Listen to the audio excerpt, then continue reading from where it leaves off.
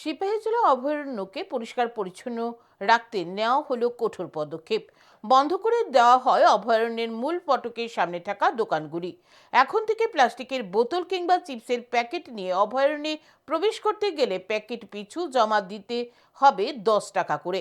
অভয়ারণ্য থেকে বেরিয়ে আসার সময় খালি প্যাকেটগুলি জমা দিলে তবেই ফিরে পাওয়া যাবে সেই টাকা।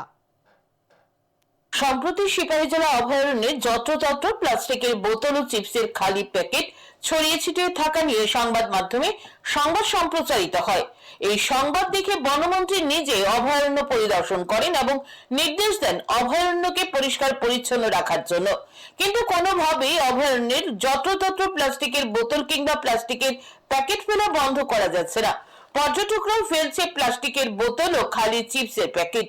তাই এবার নেওয়া হলো কঠোর পদক্ষেপ।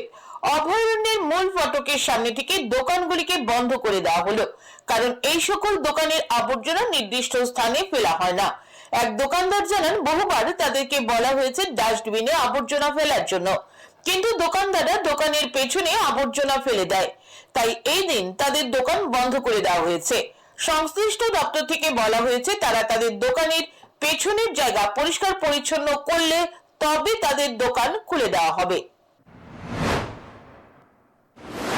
বিষয়টা আমি সঠিকভাবে জানি না, তবে যতটুকু শুনছি আমি যে আমরা প্লাস্টিকগুলো যে ডিপার্টমেন্ট থেকে কয়েকবার পরিষ্কার করেছে, তারপর আমরা দোকানদারকে মানা হয়েছে যে ডাস্টবিনে ফেলার জন্য, তারপরে পেছনে নিয়ে সব আবর্জনা ফেলা, তার জন্য পলিথিন আবর্জনা হয়। এর জন্য আজকে আমাদেরকে দোকান বন্ধ রেখেছে, বলেছে এগুলো পরিষ্কার করার পর আমাদেরকে দোকান খুলে দেওয়া হবে।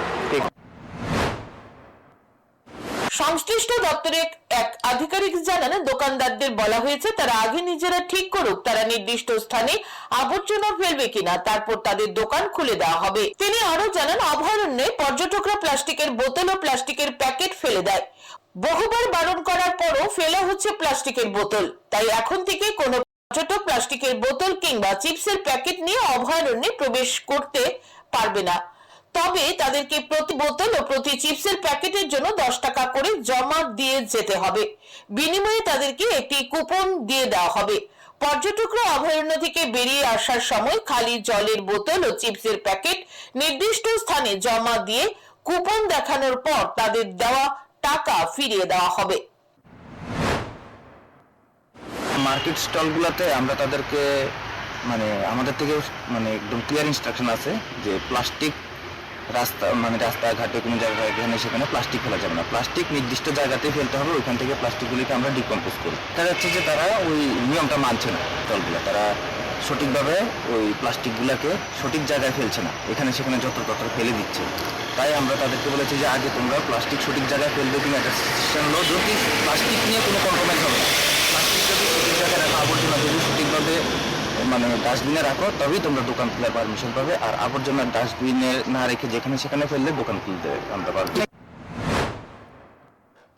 সংশ্লিষ্ট দপ্তরের এই উদ্যোগকে অনেকে সাধুবাদ জানিয়েছেন, কারণ প্লাস্টিকের জলের বোতল কিংবা চিপসের প্যাকেট নিয়ে অভয়ারণ্যে প্রবেশ করার সময় পর্যটকদের কাছ থেকে টাকা জমা রাখা হলে সেই টাকা ফিরে পাওয়ার জন্য পর্যটকরা নিজ দায়িত্বে খালি প্লাস্টিকের বোতল ও খালি চিপসের প্যাকেট যত্রতত্র না ফেলে নির্দিষ্ট স্থানে নিয়ে গিয়ে জমা দেবে।